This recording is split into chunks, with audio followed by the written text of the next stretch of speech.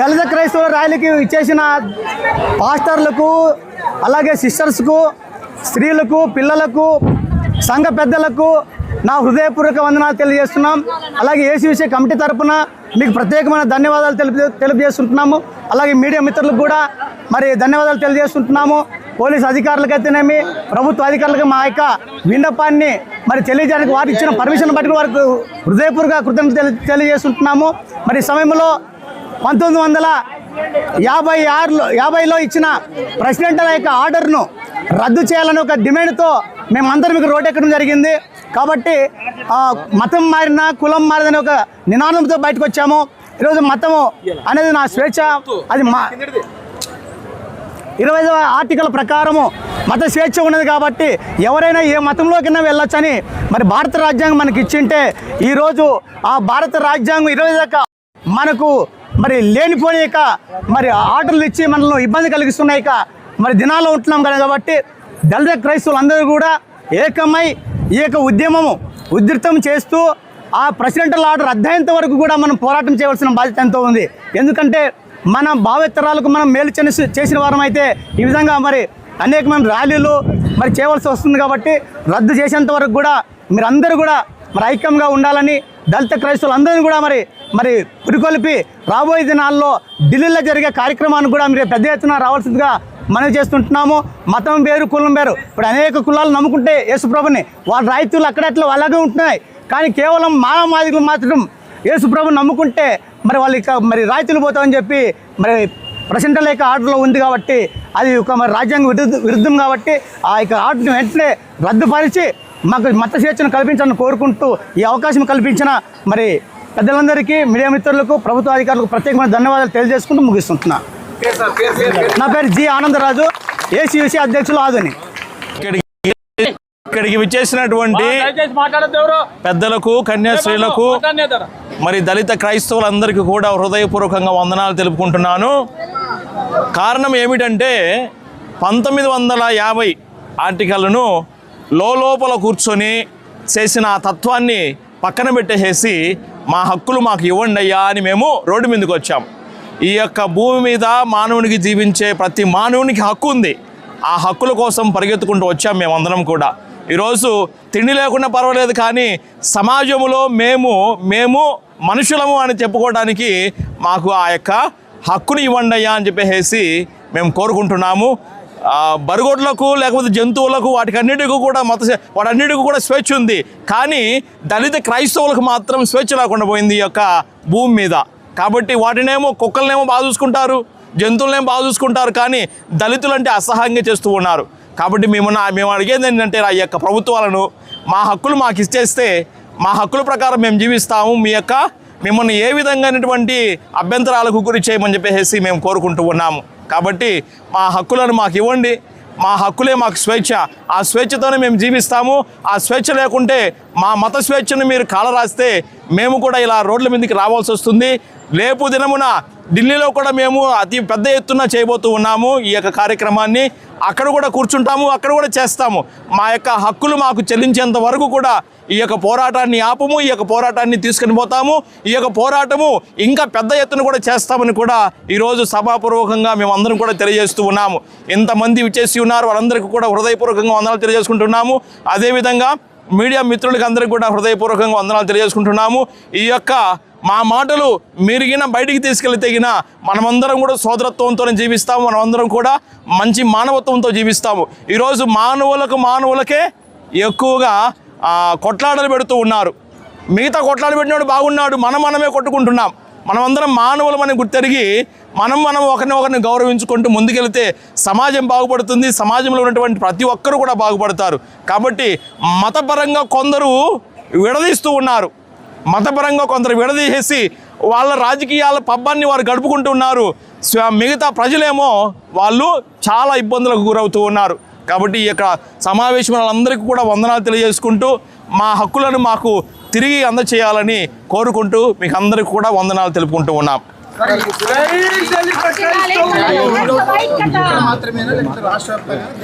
రాష్ట్ర వ్యాప్తంగా జరుగుతుంది, దేశవ్యాప్తంగా జరుగుతుంది.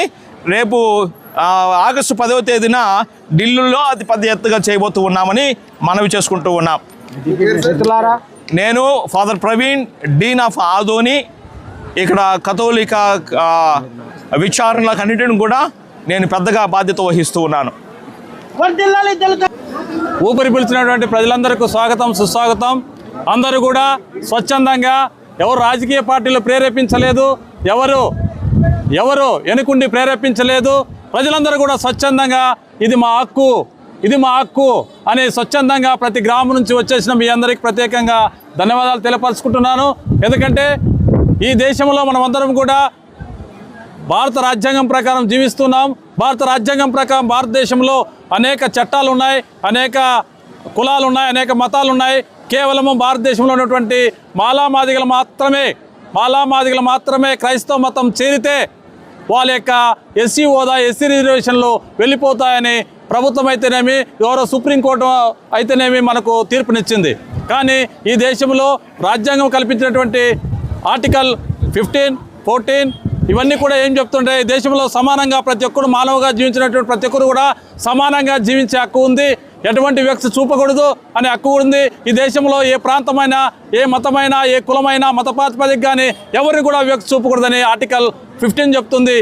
అలానే ఈ దేశంలో రాజ్యాంగం కల్పించినటువంటి ఆర్టికల్ 25 ప్రకారం ఈ దేశంలో పుట్టిన ప్రతి ఒక్కరు కూడా వారికి నచ్చిన మతాన్ని పోవచ్చు, వారికి నచ్చిన మతాన్ని స్వీకరించవచ్చు, వారి యొక్క నచ్చిన మతాన్ని ప్రచారం కూడా చేయవచ్చు, బోధ చేయవచ్చు అని రాజ్యాంగం కల్పించింది మన హక్కు. ఆ స్వేచ్ఛ ప్రతి ఒక్కరికి ఒకే రీతిలో ఉండాలి.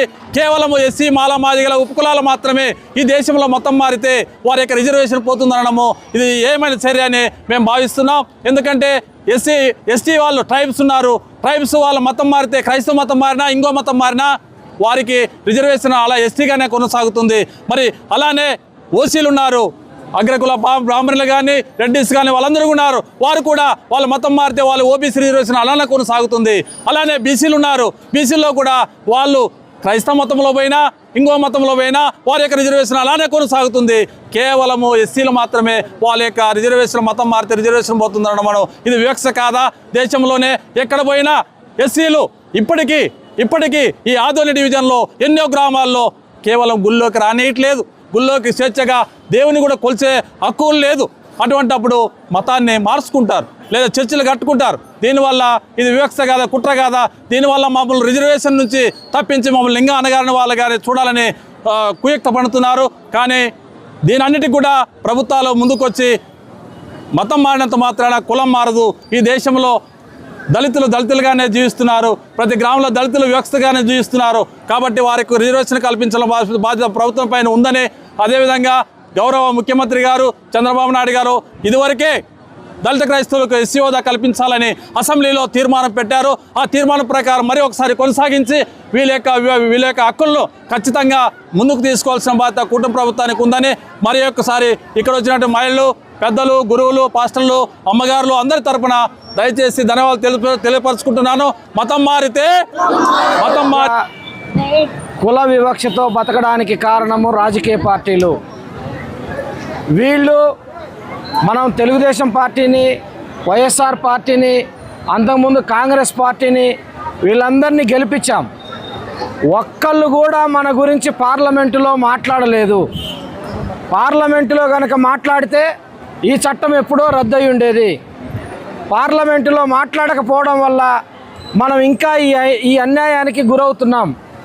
మనందరి వైపు నుంచి మనం ఒక డిమాండ్ ఏం చేయాలంటే, జూలై 20వ తేదీ నుంచి ఢిల్లీ పార్లమెంటులో సమావేశాలు జరుగుతున్నాయి. మనకందరికీ ఎమ్మెల్యేలు ఉన్నారు, ఎంపీలు ఉన్నారు. మీకు ఎంపీలు దగ్గరలో లేకపోవచ్చు, ఎమ్మెల్యేలు మాత్రం మనకు దగ్గరలో ఉంటారు. మనమందరం ఎమ్మెల్యేల ఇంటి ముందుకెళ్ళి ఖచ్చితంగా మీ ఎంపీలతోటి మీరు ఢిల్లీలో మా విషయం మీద, ఈ దళిత క్రైస్తవులకు సంబంధించిన విషయం మీద ఢిల్లీలో పార్లమెంట్లో మాట్లాడి అది రద్దు చేయాలి అని చెప్పి మనం అందరం డిమాండ్ చేయాల్సిన అవసరం ఉంది. చేద్దామా వద్దా? ఢిల్లీ పార్లమెంటులో మాట్లాడకుండా ఈ సమస్యకు పరిష్కారం దొరకదు. ఈ సమస్యకు పరిష్కారం దొరకాలంటే చంద్రబాబు నాయుడు, జగన్మోహన్ రెడ్డి వాళ్ళిద్దరికి మనం ఓట్లేసాం, వాళ్ళని గెలిపించినాం, వాళ్ళ ముఖ్యమంత్రులను చేసినాం. వాళ్ళ ఎంపీలతోటి మాట్లాడి ఢిల్లీలో ఈ విషయం మీద మాట్లాడాలని మనము కోరడము, మనము డిమాండ్ చేయడము ఇది మన బాధ్యత. లేకపోతే రేపు వచ్చే ఎన్నికల్లో మేము మీకు ఓట్లేయమని కూడా మనం తెగేసి చెప్పాల్సిన అవసరం ఉన్నది. ఎంతకాలం ఈ సమస్యను మనం అనుభవిద్దాం, ఎంతకాలం ఈ రహస్య సీక్రెట్ క్రిస్టియన్స్గా మనం ఎంతకాలం బతుకుదాం అనేది మనం నిర్ణయించుకుందాం. రెండవది నేను కోరేది ఏంటంటే ఈ 2 లైన్ల ఆర్డరు, ఇప్పుడు మనకు 76 ఏళ్ళ నుంచి జరుగుతున్న ఈ అన్యాయానికి కారణము 2 లైన్ల రాష్ట్రపతి ఆర్డరు. ఈ 2 లైన్ల రాష్ట్రపతి ఆర్డరు చంద్రబాబు నాయుడు కనుక ఇప్పుడు తలుచుకొని నరేంద్ర మోడీ ప్రభుత్వాన్ని ఆయన ఇంతకుముందు నిలబెట్టాడు కాబట్టి, ఇప్పుడున్న నరేంద్ర మోడీ ప్రభుత్వము చంద్రబాబు నాయుడు దయాదాక్షిణ్యాలతో నిలబడింది కాబట్టి చంద్రబాబు నాయుడు గారి మీద ఒక బాధ్యత ఉంది. ఈ 2 లైన్ల ఆర్డర్ని 2 నిమిషాలలో రద్దు చేయొచ్చు. గంటలు, రోజులు, సంవత్సరాలు చర్చలు అవసరమే లేదు. 2 లైన్ల ఆర్డర్ని ఈ ప్రభుత్వము రద్దు చేస్తుంది అంతే. ఒక్క లైన్ కనుక రాస్తే 2 నిమిషాలలో అది రద్దు అయిపోతుంది. కాబట్టి అది రద్దు చేయించడానికి మన ముఖ్యమంత్రి చంద్రబాబు నాయుడు గారు నిర్ణయం తీసుకొని నరేంద్ర మోడీతో మాట్లాడాలని చెప్పి మనం ఖచ్చితంగా డిమాండ్ చేయాలి. ఇక్కడ ఎవరైనా తెలుగుదేశం పార్టీ నాయకులు ఎవరైనా కానీ ఉంటే మా న్యాయమైన డిమాండ్, ఎందుకంటే ఆదాని అంబానీలు లక్షల కోట్లు డబ్బులు తీసుకొని ఈ దేశం వదిలిపెట్టి పారిపోయారు. మనం 1,00,000 అడగటం లేదు, 1,00,000 రూపాయలు అడగటం లేదు, కోట్ల దాకా అసలు అవసరమే లేదు. మనం ఏం అడుగుతున్నాము?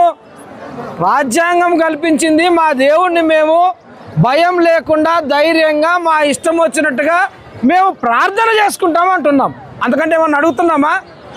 దానికి మీరు చట్టపరంగా అడ్డు చెప్పొద్దు అని చెప్తున్నాం.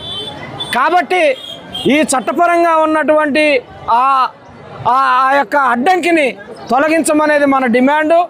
ఈ రోజు నుంచి మేము మీ ఇంటికి ఎవరైనా వచ్చి మీరు ఎస్సీలా, మీరు క్రిస్టియన్లా అంటే మేము క్రీస్తు బిడ్డలమని చెప్పండి. ఎవరు మనము? ఏం భయపడాల్సిన అవసరం లేదు. మేము క్రీస్తు బిడ్డలము.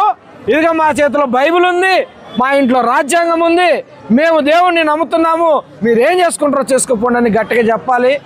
ఆ విధంగా ఇక్కడున్న సబ్ కలెక్టర్ గారు కూడా కలెక్టర్ గారికి పై అధికారులకు మన డిమాండ్లను తెలియజేయాలని చెప్పి మనం కోరుతూ, ఈ రోజు నుంచి మనం ఎవరికి భయపడాల్సిన అవసరం లేదు. మీరందరి ఇళ్లలో రాజ్యాంగం పెట్టుకోండి. ఈ రాజ్యాంగంలో మత వివక్ష లేనే లేదు. కాబట్టి మీరు రాజ్యాంగం ప్రకారం నడవమని చెప్పండి. Thank you very much.